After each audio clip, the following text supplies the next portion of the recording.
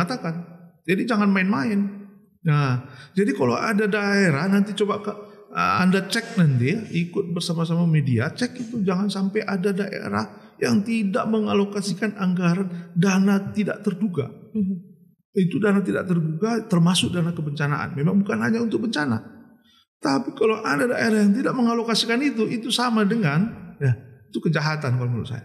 Kejahatan terhadap rakyatnya, terhadap masyarakatnya. Karena ketika suatu nanti bencana datang, dia tidak cukup tolong, tidak cukup begitu. Ada kewajibannya untuk memenuhi kebutuhan dasar dari masyarakatnya itu.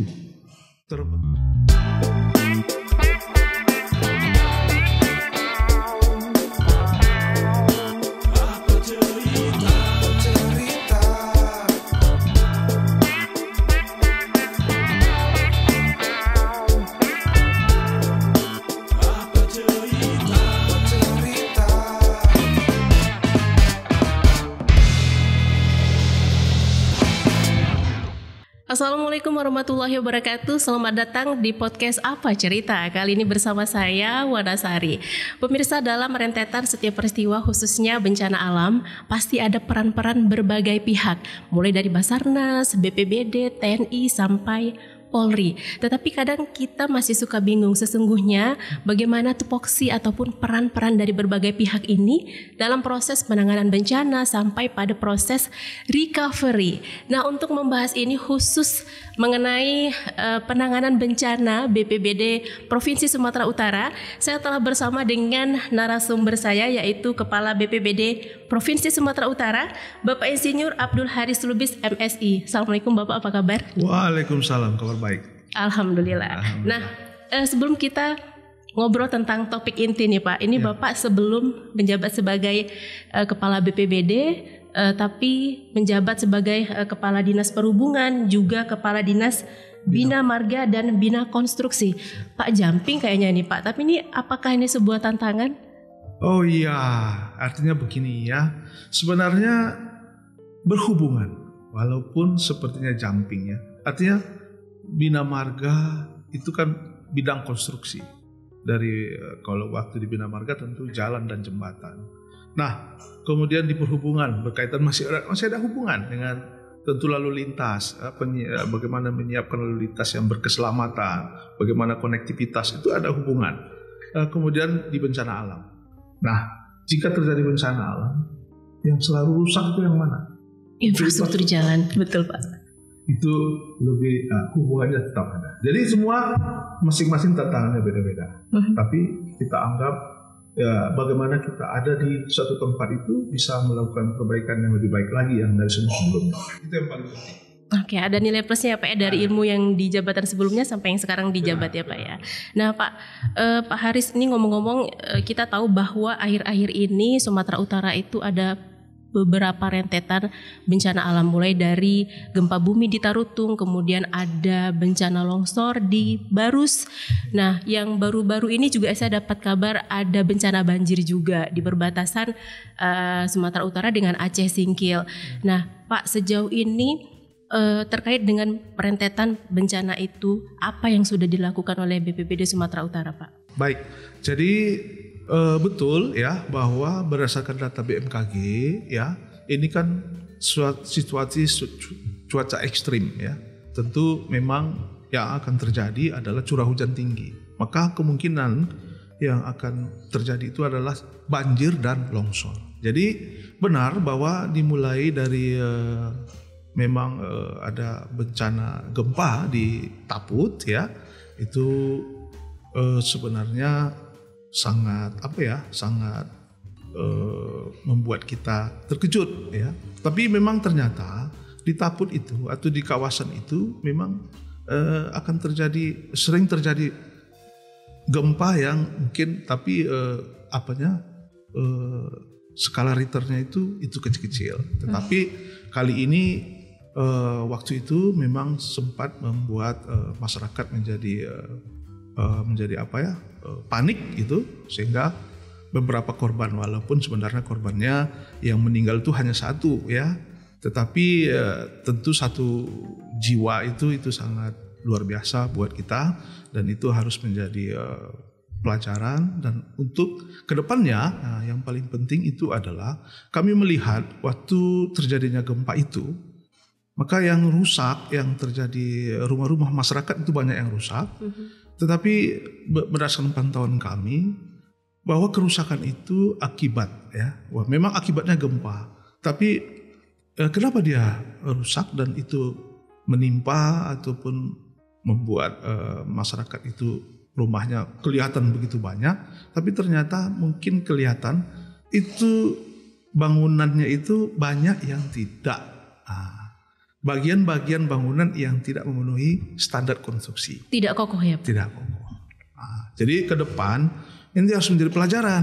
Artinya ke depan di semua daerah, bukan hanya di Taput, barangkali itu harus ada pengawasan terhadap pembangunan itu atau bangunan konstruksi itu harus benar-benar memenuhi standar konstruksi. Supaya kalau banyak yang seperti itu membahayakan, kalau ada yang jatuh tentu ke dalam misalnya ada orang di bawahnya, tentu itu akan membuat luka, bahkan mungkin ya korban tewas gitu ya, korban meninggal. Nah, ini yang harus kita jaga. Kemudian banjir mulai dari Besitang. Kalau di Sumatera Utara kita bicara, ya, Besitang, Tanjung Pura, kemudian Medan masih kecil-kecil, nah, kemudian Deli Serdang, kemudian Serge, Batubara, Asahan, kemudian ada Labuan Batu Utara, terus Tapsel, Madinah, ini sekarang sedang banjir. Nah, jadi memang keadaan ini memang sudah kita prediksi akan terjadi. Nah, memang sebelum ini juga kita sudah membuat peringatan dini kepada seluruh kabupaten kota, utamanya BPBD, ya, sehingga supaya mereka melakukan kesiapsiagaan, membuat pos-pos 24 jam supaya kesiapan untuk apabila itu terjadi itu benar-benar sudah dapat diantisipasi, ya, walaupun dengan kita tahu bahwa ada yang sangat luas dampaknya, tentu peralatannya sangat minim. Nah, ini yang perlu dikoordinasikan bagaimana kita supaya bisa mengatasinya dengan baik secara optimal. Nah, berkaitan dengan peralatan yang tadi Bapak sebutkan, jadi bagaimana sesungguhnya kesiapan BPBD kita baik di provinsi maupun di kabupaten kota untuk menanggulangi bencana di daerah, Pak? Apalagi kan BPBD di kabupaten kota itu mereka adalah pejabat yang paling terdekat dengan area bencana, Pak. Ya, nah inilah yang barangkali menjadi catatan penting, ya, bagi diskusi ini, ya. Mudah-mudahan ini semua bisa mendengar. Artinya kesiapsiagaan kita dalam hal ini kalau kita penugasannya, maka BPBD itu punya kesiapsiagaan yang betul-betul siap. Tapi kesiapsiagaan itu kalau nggak didukung dengan peralatan, itu tentu akan sulit untuk melakukan operasi. Kemudian tentu kalau kita udah bicara bencana, yang BPBD itu kan dihadapkan bagaimana cara menanggulangi atau melakukan penyelamatan ataupun evakuasi terhadap korban-korban. Nah, kalau peralatannya minim, nah tentu ini kan berarti responnya tidak cepat, tidak siap. Lalu kalau respon lambat, kesiapan tidak ada, maka yang pasti korban bisa bertambah gitu. Baik korban jiwa maupun korban materi. Nah, kalau kesiapan ini ada, maka ya dapat dipastikan itu sudah ada dikaji bahwa dipastikan pasti korbannya akan berkurang. Nah, memang tujuan penanggulangan bencana hari ini adalah difokuskan kepada pencegahan dan pengurangan risiko bencana. Nah, oleh karena itu ya kami setiap saat menghimbau agar kesiapan BPBD itu menjadi sesuatu yang strategis dan penting bagi semua daerah. Nah, kita tahu bahwa beberapa BPBD di kabupaten kota, kita tidak usah melihat secara Indonesia, walaupun secara umum seperti itu, tapi untuk Sumatera Utara ini menjadi banyak yang masih memprihatinkan. Ini harus menjadi harus pesan-pesan ini harus sampai ini kepada ya stakeholder, pengambil keputusan, pemangku kepentingan, termasuk kepala daerah. Itu yang paling penting. Artinya ada prinsip-prinsip dalam penanggulangan bencana ya tadi yang Bapak Abdul Haris katakan. Jadi secara detail mungkin bisa Bapak jelaskan sebenarnya prinsip-prinsip penanggulangan bencana itu apa saja, Pak? Baik. Nah, ini luar biasa nih pertanyaan ini. Luar biasa. Pas. Jadi apa yang kami lakukan? Jadi gini, saya memulainya begini. Permasalahan bencana, kebencanaan itu sebenarnya ada 3. Ya. Yang pertama adalah penanggulangan bencana saya bicara di Sumatera Utara, walaupun sebenarnya saya tahu secara umum secara Indonesia itu sama, hampir-hampir mirip ya, bahwa penanggulangan bencana itu saat ini atau sebelum ini itu sangat tidak optimal dan tidak terkoordinasi dengan baik.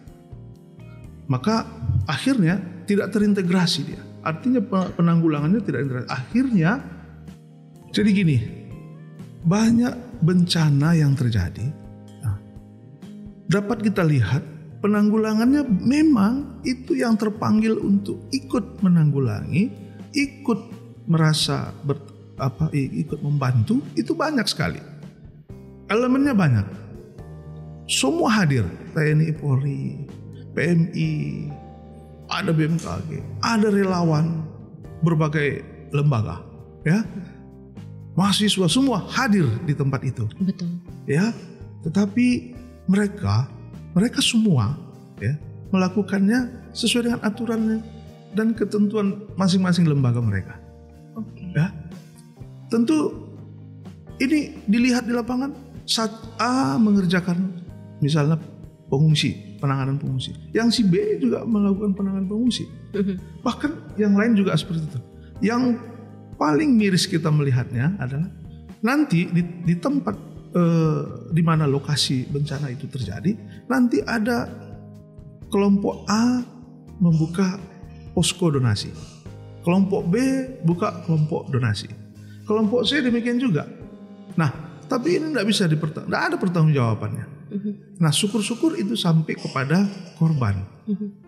Tapi dari mana kita mendapatkan laporan bahwa itu memang digunakan untuk yang paling berbahaya itu tidak digunakan untuk itu, bahkan untuk ke yang lain gitu ya. Nah, kemudian banyak hal, misalnya begitu ada pencarian korban misalnya, nah, tentu banyak lembaga yang mampu melakukannya, termasuk Basarnas misalnya, ya memang itu tugasnya. Yeah. Tetapi mungkin kan TNI, Polri, bahkan lembaga relawan yang memiliki peralatan cukup untuk melakukan itu, juga dia akan melakukan. Jadi seakan-akan itu tidak melakukan sendiri, masing-masing, tidak terkoordinasi. Dan itu hal itu nggak perlu, gitu ya. Jadi yang berbahayanya ketika nanti korbannya didapat, nah sekarang bila jadi mayat misalnya, oke, kantong mayat siapa nih? Nah, Basarnas kah? Kita yang cari. Nah, ini semua harus diatasi. Nah, ini permasalahan yang pertama. Jadi permasalahan yang pertama, penanggulangan bencana selama ini tidak terkoordinasi, tidak terintegrasi. Karena itu tadi, kita juga nggak bisa menyalahkan sebenarnya. Kenapa? Karena masing-masing mereka kan punya tanggung jawab laporan pada institusi lembaganya. Maka mereka harus melakukan itu gitu. Nah, tetapi itu masalah. Akibatnya tidak optimal. Nah, oleh itu harus diselesaikan. Maka BPBD Provinsi Sumatera Utara dalam hal ini Gubernur Sumatera Utara melalui kami telah membentuk tim terpadu namanya. Tim terpadu ini mana? Tim terpadu itu bukan hanya sekedar tim terpadu seperti biasa-biasa ya yang pernah dibuat, tapi tim terpadu ini telah membagi 8 bidang atau dalam 8 klaster penanggulangan bencana, baik pra maupun saat bencana terjadi maupun pasca bencana. Nah, di dalam bidang-bidang ini, setiap bidang ini ditentukan siapa koordinatornya. Misalnya bidang penanganan pengungsi, maka ditetapkan dari Kodam. Dalam hal ini ada di CDSK ini ditetapkan Aster sebagai koordinatornya, ya. Kemudian bidang pencarian orang kita tetapkan di situ Basarnas sebagai koordinatornya. Kemudian donasi, untuk donasi kita tetapkan adalah Dinas Sosial pemerintah Provinsi Sumatera Utara. Maka ketika terjadi bencana, ini kan ada 10 tadi ya. Begitu terjadi bencana, semua ini berdasarkan SK ini akan turun. Tapi sudah membawa kelengkapan kesiapan sesuai dengan bidangnya masing-masing. Jadi kalaupun misalnya ada lembaga lain dan semua atau hal lain, kalau ingin menangani penanganan pengungsi, maka harus lapor dan berkoordinasi dengan Aster Kodam. Begitu juga dengan donasi. Kalau ada kelompok-kelompok membuka posko donasi, ini sudah bisa diamankan atau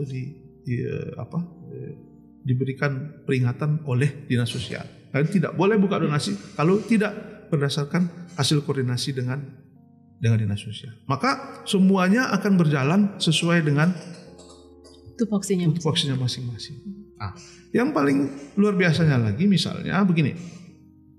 Kalau nanti ini sudah terjadi dengan berdasarkan SK ini, kalau dulu barangkali ya memang kalau terjadi bencana darurat bencana ada dana BTT untuk bisa digunakan ya, baik operasional maupun untuk kebutuhan dasar. Oke. Nah, tetapi barangkali kalau saya pada waktu itu sebelum ada SK ini misalnya, mungkin sebagai kepala BPBD-nya diberi kewenangan misalnya oleh gubernur untuk menggunakan anggaran BTT. Itu mungkin saya ragu-ragu mencairkan, mengambil dana BTT itu menyerahkan kepada oleh siapa, kepada siapa. Yang bahayanya kalau pertanggungjawabannya tidak jelas, yang bertanggung jawab kan saya sebagai kepala. Tapi kalau hari ini disalurkan udah punya dasar hukum ya, ada SK gubernur yang menetapkan mereka sebagai fungsi-fungsi itu, lalu pertanggungjawabannya juga bisa.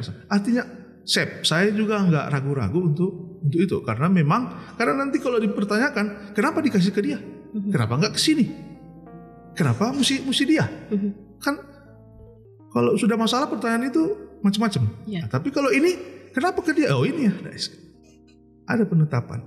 Jadi legalitas untuk penggunaan anggaran pun menjadi lebih akuntabel.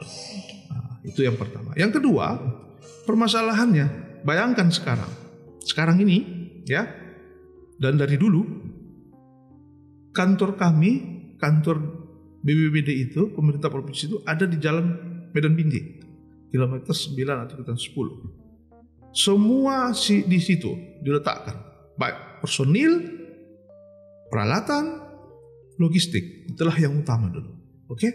Lalu bayangkan kalau terjadi seperti selama ini pernah terjadi banjir besar di Madinah, ya. Pada umumnya begitu terjadi banjir di Madinah, itu BPBD-nya ataupun aparatnya itu umumnya masih panik, lupa lapor. Kita belum tahu nih, lupanya bisa di 5 jam, bisa 4 jam, bisa lebih dari itu.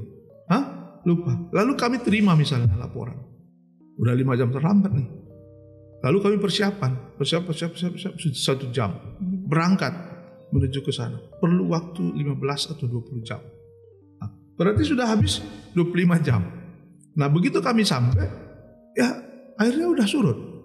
Gak ada lagi yang perlu dievakuasi, gak ada yang perlu lagi ditolong. Korban ya udah jadi korban gitu. Yang dievakuasi gak ada lagi. Nah, berarti respon time-nya sangat buruk. Jadi begitu terjadi, contohnya di Madinah, buruk, bisa 20-25 jam. Baru kami bisa ikut membantu keadaan itu. Nah, ini masalah yang sangat besar. Kalau ini terus-terusan seperti ini, ya jadi mungkin BPBD akan jadi ledekan-ledekan barangkali. Itu harus diatasi. Berarti ini masalah kedua yang cukup besar, harus diatasi. Nah, kita sekarang Pak Gubernur juga sudah menandatangani, kita sudah melakukan pengkajian. Jadi Sumatera Utara ini dibagi dalam 8 zona. Dalam setiap zona bisa 4 kabupaten atau 5 kabupaten kota. Nah, jadi dengan kajian itu, dengan zonasi itu, maka kami sudah menghitung, ya, atau kajian itu sudah menghitung, jika terjadi bencana di mana saja di wilayah Sumatera Utara, maka dalam waktu 3 paling lama 4 jam kami sudah berada di situ.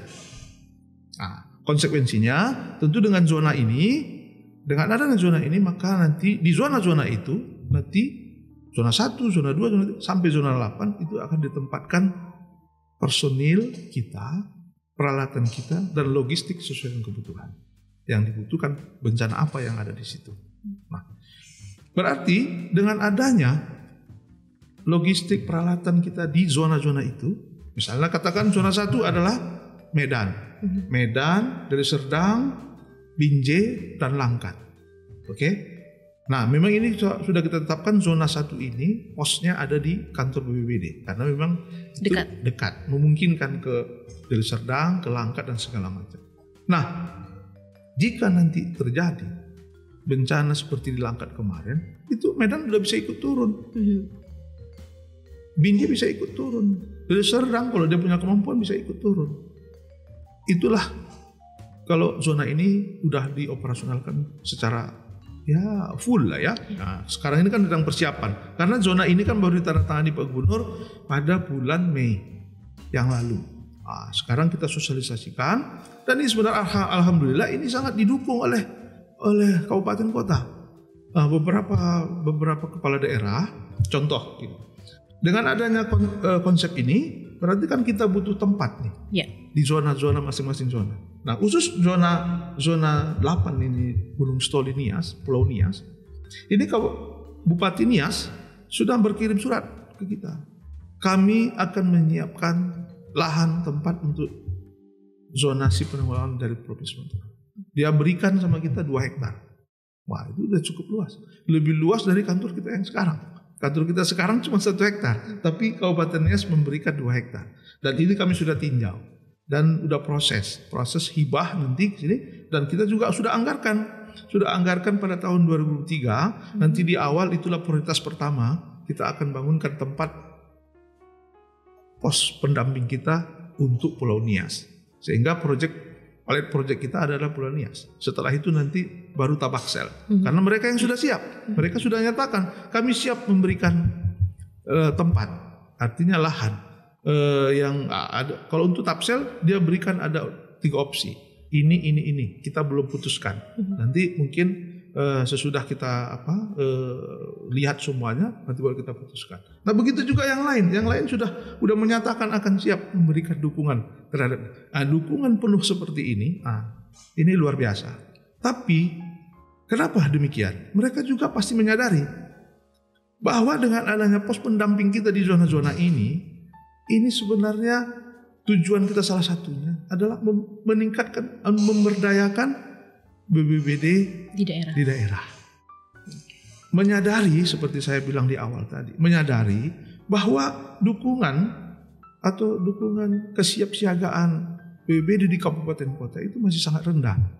Nah, kalau yang kita harapkan mereka yang harus bangkit, kan ini sesuatu yang, karena ini ada 33, sesuatu yang mungkin ya tidak bisa serta-merta. Tapi kita mulai dari provinsi supaya mereka ikut bangkit secepatnya itu. Seperti itu. Baik, Pak Haris, dari 3 poin tadi saya punya banyak pertanyaan sama Bapak. Pak, yang pertama gini, 8 zona tadi itu terintegrasi dengan pihak-pihak lain seperti Basarnas, TNI, dan Polri, atau hanya BPBD saja? Siap. Jadi begini, kalau ini kan gini, tim terpadu sudah ada. Ya. Tim terpadu itu semua terintegrasi dengan instansi lembaga yang ada hubungannya, kemampuannya, ada perhatiannya terhadap kebencanaan, termasuk TNI, Polri, Basarnas, dan lain sebagainya. Nah, ini tim terpadu ini sudah kita sosialisasikan kepada kabupaten kota, dan kita menghimbau supaya juga membuat hal yang sama. Kalau di sini adalah Pangdam, kalau di sini adalah Polda, ya, kemudian Basarnas dan sebagainya. Nah, di sana kan ada Dandim, sana ada Polres. Jadi adopt saja gitu, atau mungkin ada tambahan-tambahan yang menurut mereka perlu sesuai dengan kearifan lokalnya. Silakan aja. Tetapi mungkin ini dapat dipedomani ataupun diadopt untuk dilakukan di sana. Nah, Medan sudah lakukan. Tinggal saya tanya, tinggal ditandatangani Pak Wali Kota. Jadi berarti saya memang sangat berharap kalau Medan sudah mendahului, maka saya yakin yang lain juga akan ikut. Berarti ketika ini juga terjadi ataupun terbentuk di daerah, maka penanganan bencana di Sumut secara keseluruhan dengan kabupaten udah sama. Nah, berarti semua terlibat. Kenapa? Di sini kan Aster yang menguasai teritorial. Kalau udah Aster berarti ikut di sana kan sama di daerah, di Dandimnya. Begitu juga Polres. Ada Karoop. Nah, Karoop ke sana sudah sejalan. Nah, inilah yang sebenarnya yang ingin kita ciptakan. Jadi penanganannya udah sama. Nah, seperti itulah harapan kita. Tadi poin kedua Bapak katakan bahwa dari tim terpadu itu semua dikoordinasikan di situ. Nah, termasuk soal bantuan. Kita tidak bisa menutup mata Pak bahwa setiap bencana alam yang terjadi di daerah masih ada pihak-pihak, apakah itu relawan atau dari kelompok manapun yang lebih suka menyalurkan bantuannya sendiri nih langsung kepada korbannya. Nah, ini bagaimana tim terpadu ini kemudian menekankan kepada pihak di luar dari ini untuk ayo ini bencana sama-sama loh kita tanggulangi bersama, jangan jalan sendiri-sendiri seperti yang Bapak sebutkan tadi. Ya. Baik, ya betul. Sebenarnya itu pertanyaan-pertanyaan itu waktu kita bentuk juga ada keinginan relawan kita itu mau dia langsung. Sebenarnya kita ingin bagaimana kita meyakinkan saja nih sebenarnya. Ya harapan kita ya kita karena udah kita bicara terpadu ya terpadu. Kenapa? Kalau udah terpadu misalnya begini, soal kebutuhan di tempat bencana, itu kan ada hubungannya dengan pengungsi, oke? Di situ ada ketahuan berapa jumlah pengungsi, berapa anak-anak, berapa orang tua, berapa yang disabilitas, semua bisa terdata karena di satu tempat. Lalu kebutuhannya kan ada hubungannya. Apa hubungan? Oh, untuk anak-anak kita perlu. Nah, kalau nggak dikoordinasikan ke kita, ya datang beras sudah banyak, datang beras untuk apa? Kan gitu misalnya. Oh, Anda kalau mau bantu yang untuk anak-anak dong, karena yang anak-anak masih kurang, belum ada. Atau untuk orang-orang yang tua, susunya atau apa? Nah, ini akan kita berikan penjelasan. Saya kira kalau ini diterima dengan benar, dengan baik, dan kita pun melakukannya ya secara proporsional gitu menurut saya, ya tentu ada trust. Mungkin hal-hal itu kan karena di latar belakangi kurang percaya gitu, takut nggak sampai atau takut bagaimana gitu. Nah justru ini yang paling penting. Kalau dia memberi bantuan yang sebenarnya sudah banyak di sini, sudah banyak orang kasih atau yang membantu sudah banyak, kan menjadi tidak bermanfaat yang diberikan. Tapi kalau mana yang kurang, yang masih butuh, berarti langsung berpahala yang sampai ke dia langsung karena digunakan gitu. Nah, jangan-jangan yang dia kasih busuk lagi nanti akan seperti itu. Nanti BPBD disalahkan ya Pak ya. Kita lagi disalahkan. Nah itu deh. Artinya menghindari itu juga. Oke, Pak Haris, ini berdasarkan indeks risiko bencana Indonesia tahun 2021 dia agak serem juga nih Pak, bahwa Sumatera Utara itu masuk dalam skor sedang untuk peristiwa bencana. Belum lagi Sumatera Utara masuk Ring of Fire. Iya. Betul. Gimana nih Pak, BPBD menyiapkan tidak hanya personilnya ataupun apakah ada seperti grand design untuk kita tidak ada yang mengharapkan bencana sama sekali Pak, tetapi ini adalah data. Nah berdasarkan data ini otomatis pemerintah juga punya indikator-indikator dan punya tindakan yang harus dilakukan. Bagaimana Pak? Baik, ini mengarah betul sangat apa nih? Kesasaran semua pertanyaannya ini ya. Jadi gini, itu betul sekali. Kalau kita hari ini bicara sedang, itu mungkin banyak yang tinggi ya, tapi bukan berarti kita berpuas diri sedang. Harusnya rendah. Berarti kalau rendah itu berarti Sumatera Utara itu tangguh dalam menghadapi bencana. Berarti kalau tangguh dalam menghadapi bencana, seperti apa sebenarnya? Kan gitu nih. Jadi gini, memang data itu betul. Oleh karena itu gini, bencana ini kan kita itu sudah ada kita berada di Ring of Fire, kemudian secara data menunjukkan bahwa kita bencananya banyak, ada 14 loh, 14 jenis bencana kita. Nah bayangin itu, siapa yang tahu bencana itu akan datang besok, lusa dan segala macam. Nah Jadi yang perlu kita yang perlu kita pahami dulu bersama, bencana ini bukanlah tanggung jawab pemerintah atau BPBD saja. Ya. Nah kalau itu pemahaman kita, sampai kapanpun penanggulangan bencana ini tak bisa kita lakukan secara optimal. Berarti apa itu sebenarnya? Bencana ini adalah tanggung jawab kita bersama. Kita harus bersama-sama. Tetapi kami, pemerintah, dalam hal ini BPBD, pemerintah, ini harus melakukan upaya. Nah, artinya gini, selain elemen masyarakat itu kan ada dunia usaha, akademisi, ada ya masyarakat. Masyarakat itu bagian dari itu.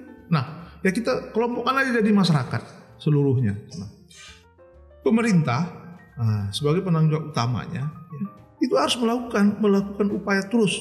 Bagaimana supaya kita tangguh dalam menghadapi bencana. Jadi bencana itu kalau diperhitungkan udah pasti datang dia, tapi kapan datangnya tidak tahu.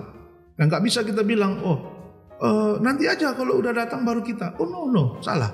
Nggak bisa seperti itu. Jadi kita harus melakukan persiapan mulai sekarang dan seterusnya. Jadi apa yang kita lakukan? Bagaimana kita menginformasikan, ya, kita terus-menerus menginformasikan ancaman bencana apa yang ada di sekitar kita. Kalau kita di Medan apa? Kalau ada di Ubang Sundutan apa? Begitu. Bagaimana kita menginformasikan ini secara terang, secara jelas kepada masyarakat secara luas bahwa ancaman bencana yang ada di sekitar Anda ini. Baru dia juga perlu tahu, boleh tahu untuk yang di daerah lain. Malah tahu dia datang ke sini. Kan gitu ya. Lalu sesudah itu kita juga harus mengedukasi mereka.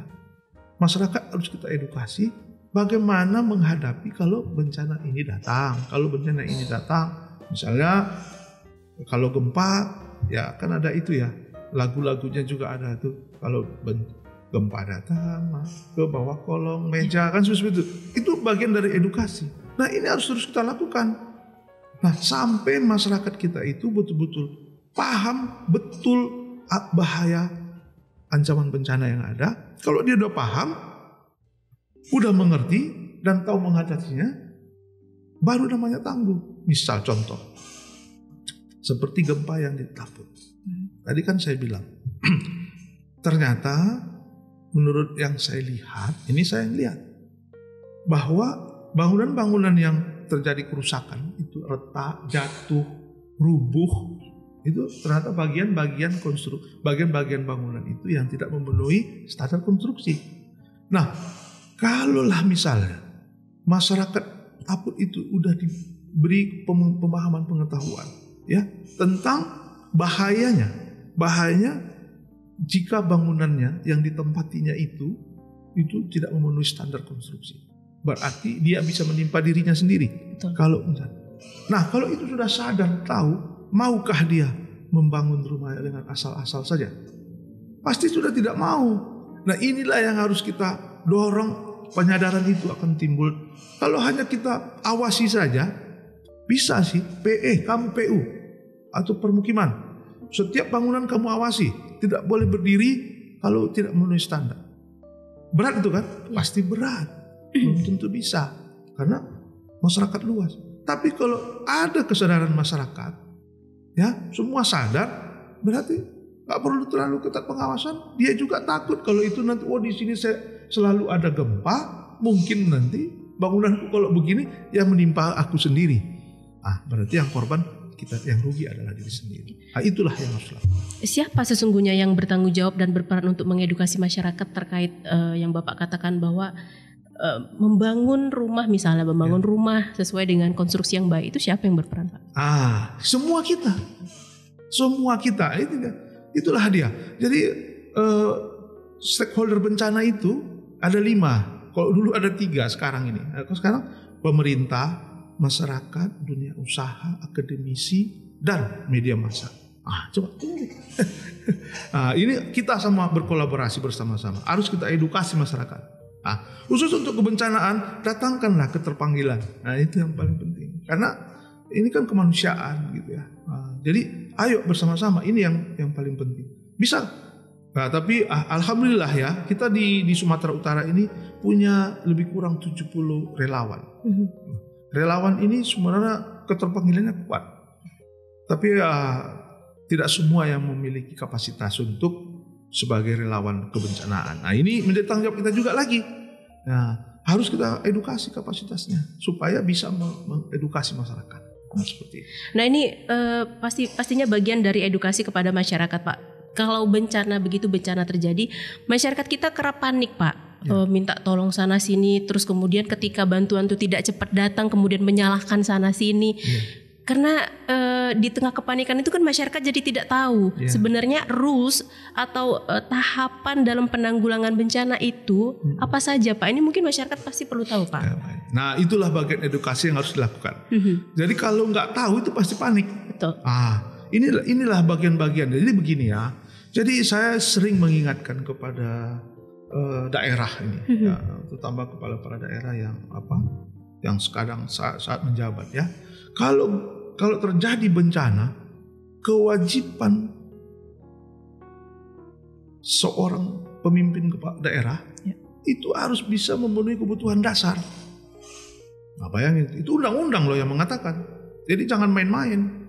Nah, jadi kalau ada daerah nanti coba Anda cek nanti ya, ikut bersama-sama media, cek itu jangan sampai ada daerah yang tidak mengalokasikan anggaran dana tidak terduga. Itu dana tidak terduga termasuk dana kebencanaan. Memang bukan hanya untuk bencana. Tapi kalau ada daerah yang tidak mengalokasikan itu sama dengan itu kejahatan kalau menurut saya. Kejahatan terhadap rakyatnya, terhadap masyarakatnya. Karena ketika suatu nanti bencana datang, dia tidak cukup tolong. Tidak cukup begitu. Ada kewajibannya untuk memenuhi kebutuhan dasar dari masyarakatnya itu. Terutama korban. Bayangkan, yang paling penting lagi saya ingatkan. Di dalam undang-undang, ya, kalau sudah terjadi bencana, berarti terjadi kerusakan. Betul. Infrastruktur, fasilitas, rumah-rumah masyarakat, apa semua itu. Maka selesailah nih. Daruratnya selesai. Tapi catatan kerusakan infrastruktur kan banyak. Ada jembatan, ada sekolah dan rumah sakit, semua ada. Catatan penting untuk setiap pemimpin daerah bahwa diwajibkan, diharuskan ya, daerah itu mengutamakan pemulihan kerusakan akibat bencana. Bayangkan itu. Artinya kalau hari ini misalnya katakan misalnya bulan 6 atau bulan 5 terjadi bencana, banyak kerusakan. Terus uang BTT nggak cukup nih karena kerusakannya tinggi. Ya udah, proyek-proyek atau kegiatan yang sudah diplot bisa dilakukan perubahan untuk mengatasi permasalahan pemulihan kerusakan akibat bencana. Artinya bisa dialihkan untuk itu, harus bisa, harus dilakukan karena itu kewajiban itu. Nah, tapi ini kan perlu pemahaman yang tinggi ya, kesadaran yang tinggi untuk itu bahwa utama yang harus dilakukan adalah pemulihan. Jadi jangan dibiarkan. Nah, jadi kebencanaan ini makin ke depan akan sangat meluas dari menyentuh semua sisi kehidupan kita, sektor kalau menurut saya. Jadi untuk membangun atau membuat atau apapun yang mau ingin direncanakan, maka jangan tinggalkan sektor kebencanaan. Karena kebencanaan itu untuk menjamin apakah ini membahayakan atau berlanjut atau akan merugikan. Gitu. Contoh, kita ada mendengar beberapa perumahan yang dibangun, tentu dia udah dapat izin tuh, kita membangun di lahan A untuk perumahan sekian ratus rumah bahkan ribu dijual habis karena ada ya mungkin bagus dan murah tapi dijual habis, semua orang ditempati 1 tahun atau 2 tahun tiba-tiba datang banjir setinggi atap. Disebutin nggak Pak nih tempatnya? Saya nggak usah sebut seatap. Nah sekarang yang dirugikan siapa nih? Masyarakat. Apa mereka kaji dulu ini? Ada kajian kebencanaannya. Itu kan bencana. Betul. Nah kalau tidak, yang dirugikan siapa? Masyarakat, rakyat. Nah kalau ini dilakukan kajian seperti itu, kan itu nggak boleh terjadi. Betul. Iya, itu pembohongan namanya. Nah itu masih banyak terjadi. Nah itu karena diabaikan. Nah Nah, itu dia. Padahal udah dapat izin, direkomendasikan dan segala macam. Nah ini ke depan nggak boleh terulang. Oke. Nah seperti itu.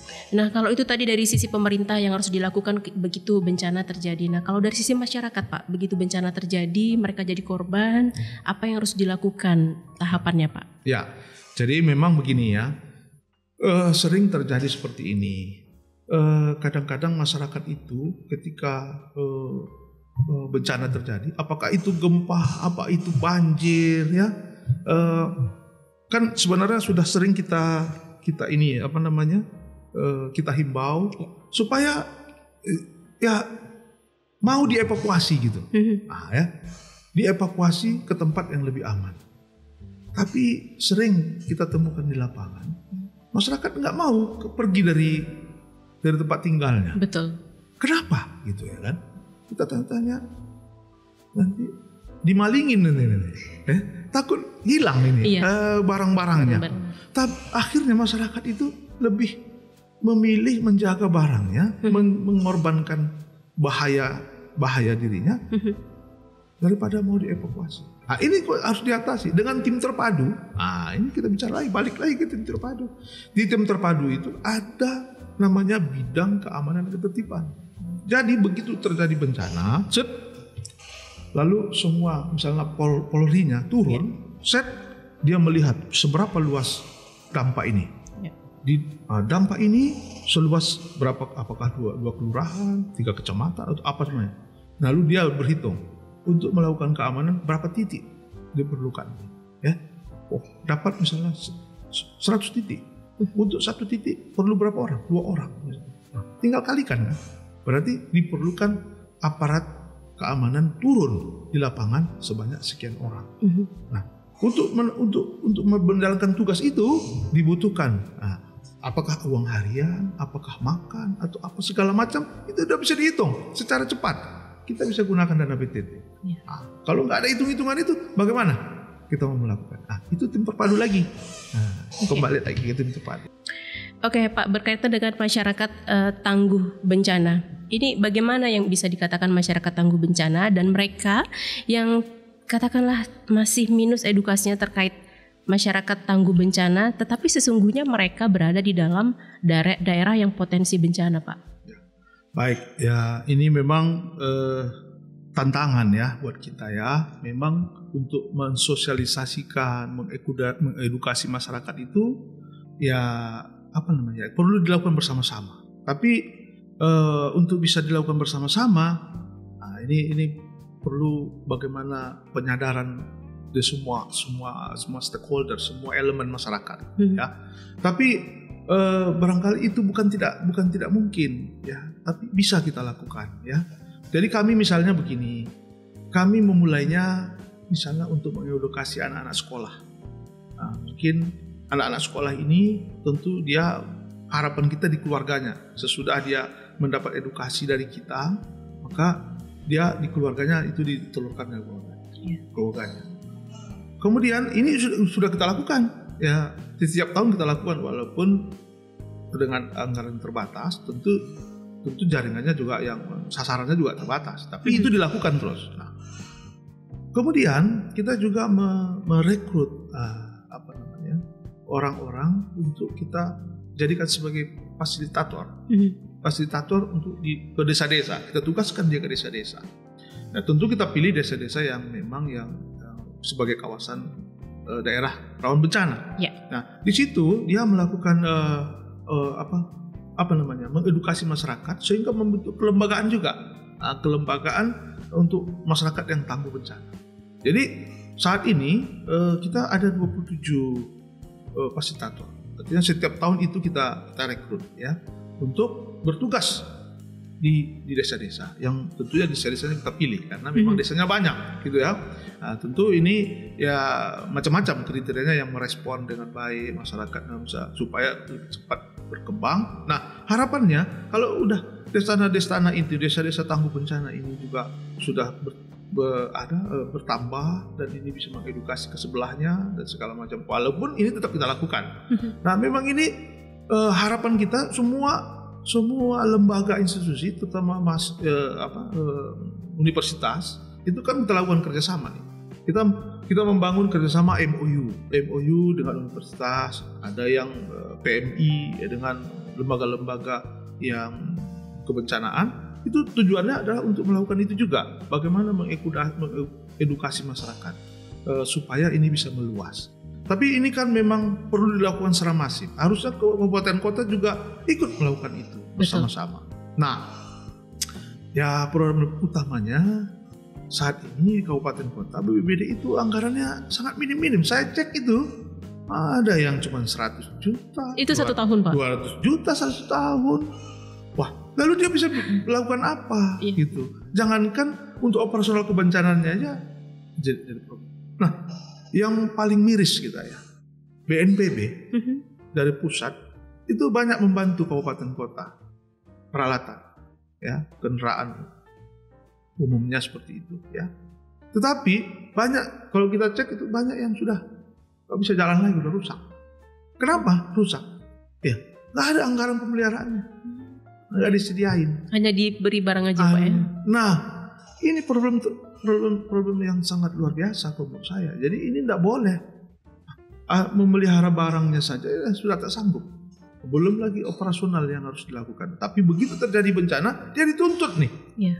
Kamu kok lambat, kamu kok ini. Peralatannya nggak ada. Nah, lalu ya ini sangat ya, mengganggu kalau menurut saya. Artinya tujuan kita yang seperti tadi, apalagi untuk mengedukasi masyarakat, apa mungkin dilakukan? Nah, jadi ini tantangan. Tapi harus kita lakukan. Ya saat ini pasti agak lambat ya benar. Nah, karena masih ya dalam hal ini belum semua, terutama yang ya APBD-nya atau pemerintah daerahnya itu belum melakukan itu. Jadi harus didukung. Kalau menurut saya inilah yang paling penting utama. Karena yang pertama sekarang harus dirubah. Sudah ada perubahan paradigma penanggulangan bencana. Ya dari kalau dulu itu penanggulangan bencana itu dilaksanakan fokusnya kepada darurat atau tanggap darurat. Nah hari ini kita nggak bisa lagi tanggap darurat saja. Jadi pencegahan dan mitigasi. Yang diperlukan itu adalah mengurangi risiko. Jadi kalau bayangin dulu, nah ini saya akan mengikuti. Dulu karena fokusnya adalah tanggap darurat. Ketika tidak ada bencana, ini PPBD ya udah diam aja lah. Nggak melakukan apa-apa. Atau kebencanaan nggak ini. Makanya nggak perlu duit itu. Karena bencana belum datang. Nah begitu terjadi bencana nggak siap. Jadi yang disalahin siapa lagi? Disalahin lagi. Kesiapan. Karena dia perlu latihan, perlu melengkapi peralatan, ya kan? Perlu komunikasinya gimana diatur sedemikian rupa. Perlu pendidikan. Nah, ini kan bagian daripada pencegahan dan mitigasi. Belum lagi kita bicara bagaimana menyiapkan masyarakat. Bagaimana mengedukasi masyarakat. Menjadi tangguh tadi ya Pak ya? Menjadi tangguh. Itu sebenarnya prioritas. Hari ini itulah prioritas yang dilakukan. Pak, selain tim terpadu tadi yang mulai tahun depan sepertinya akan berjalan, kira-kira BPBD punya apa lagi Pak? Inovasi apa lagi untuk tahun depan nih 2023 bentar lagi Pak? Ya, jadi gini ya. Sebenarnya kita ini besar sekali yang harus dengan adanya 2 tim ini. Sebenarnya yang sudah ada itu ada tim terpadu ya. Kemudian memang karena ada instruksi presiden, kita juga harus ada tim komando satgas penanggulangan kebakaran hutan, itu juga ada ya. Kemudian kita juga sudah merekrut semua relawan, kita sudah buat SK-nya untuk penugasannya, itu sudah ada. Kemudian barangkali untuk mewujudkan 2-3 SK ini saja ya, 3-2 SK ini saja. Nah, kita memerlukan anggaran yang banyak juga. Bayangin kalau di 8 zona kita harus menyiapin personil, menyiapin peralatan dan logistik. Ini perjuangannya besar juga ini. Betul. untuk secara ya kami nggak berharap sekaligus 8 zona itu tersedia, tapi secara bertahap. Minimal kita tahun depan itu 5 zona harus terbentuk.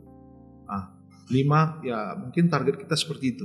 Nah, ini kerja kerasnya lagi satu lagi. Kalau zona ini nanti, ini kan zona sudah tinggal implementasi. Iya. Nah, akan kita mulai di zona misalnya Nias, kemudian Tabaksel, ya, kemudian Medan, ya, kemudian barangkali yang daerah Labuan Batu, ya, karena memang responnya ada. Maka ini nanti akan kita mulai di awal-awal, ataupun kalau dimungkinkan, saya berharap dimungkinkan akhir bulan ini, akhir tahun ini MOU antar kepala daerah, kabupaten kota yang di zona A, di zona B, di zona C itu bisa tertandatangani atau bersama dengan gubernur.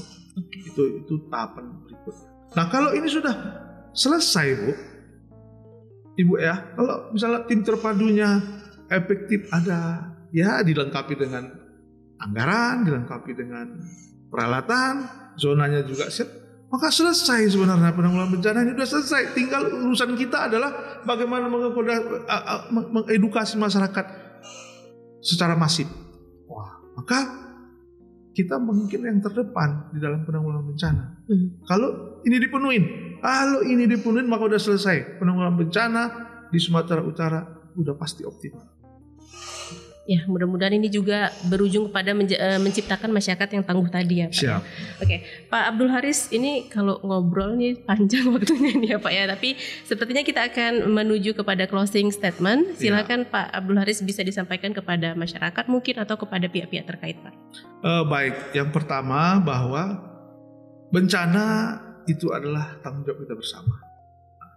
Karenanya ya kita harus bisa ya bersiap, mau ya menyiapkan diri kita untuk bersama-sama menanggulangi bencana. Itu bagi kita semua. Dan kepada para pimpinan-pimpinan daerah, saya berharap ya kebencanaan itu tidak boleh menjadi diabaikan. Kebencanaan adalah hal yang sangat terkait dan prioritas ya. Karena bencana itu pasti datang, pasti terjadi. Tetapi kapan dia memang Tuhanlah yang tahu ya. Dan kita tahu, betul-betul tahu bahwa semua lingkungan atau das, kita bicara das saja dulu. Das itu semua udah pada rusak. Tapi kita belum pernah punya komitmen sampai hari ini bahwa kita mulai hari ini akan memperbaiki das itu.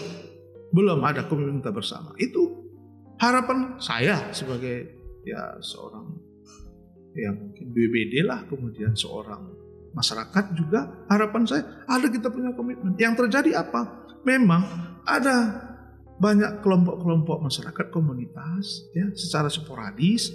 Ayo kita nanam pohon 1000 pohon hari ini, besok, lusa. Tapi kalau kita tanya, sesudah ditanam apakah ada dipelihara, ditinjau kembali supaya no, tak ada. Jadi kita nggak tahu yang ditanam itu hidup atau bukan, atau mati sesudah itu. Nah, maksud saya rubahlah. Memang keinginan kita ingin melakukan perubahan. Ayo. Dan harapan saya lagi, ini bukan hanya ke pemerintah daerah, tapi pemerintah pusat. Kebencanaan ini kalau kita bicarakan, kita semua sepakat bahwa ini adalah strategis, penting, prioritas. Tidak ada satu orang pun yang mengatakan bahwa ini tidak penting. Nah, ini harus menjadi tanggung jawab kita bersama. Semua bilang begitu. Tapi sekarang pemerintah Permendagri atau Menteri Dalam Negeri itu sudah meluncurkan SPM. Berarti SPM ini bagus. Saya mengatakan sangat luar biasa. Bagus. Berarti kalau SPM ini sudah berjalan, maka itu akan menjamin ada anggaran untuk kebencanaan. Tetapi menurut saya itu masih gantung. Kalau kita bicara sektor pendidikan, kita semua sepakat. Mungkin dulu kalau kita tidak mengutamakan pendidikan, sektor pendidikan, mungkin kita menjadi bangsa yang bodoh. Oke? Maka kita anggap penting. Maka pemerintah menetapkan 20% anggaran APBD daerah itu harus untuk pendidikan. Maka ini tidak ada bedanya dengan bencana. Kita nggak bicara 20%, tapi cukup 2% aja itu sudah luar biasa. Artinya penanggulangan bencana di Indonesia, di Sumatera Utara itu pasti terlihat menjadi sebuah organisasi yang profesional. Itu harapan saya. Baik pemirsa Apa Cerita, sudah banyak informasi dan pesan yang disampaikan oleh Kepala BPBD Provinsi Sumatera Utara Bapak Abdul Haris Lubis. Semoga ini menjadi catatan tidak hanya kepada instansi-instansi terkait, tetapi juga kepada masyarakat khususnya di Sumatera Utara. Dengan demikian ini akan menjadi penutup topik kita pada hari ini di Apa Cerita. Saya Wanasari mengucapkan terima kasih. Assalamualaikum warahmatullahi wabarakatuh dan sampai jumpa. Waalaikumsalam.